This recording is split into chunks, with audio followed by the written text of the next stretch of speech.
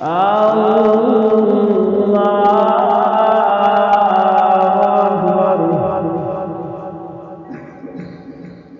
لله رب العالمين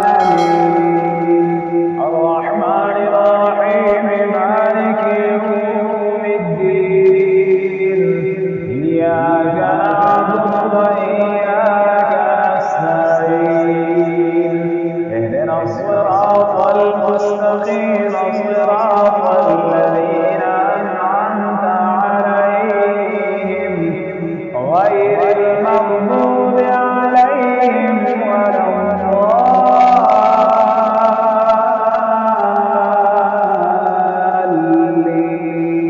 الضالين. قال سننظر أصدقت أم كنت من الكاذبين اذهب بكتابي هذا فألقه إليهم ثم تول عنهم فانظر ماذا يرجعون. قالت يا أيها الملأ إني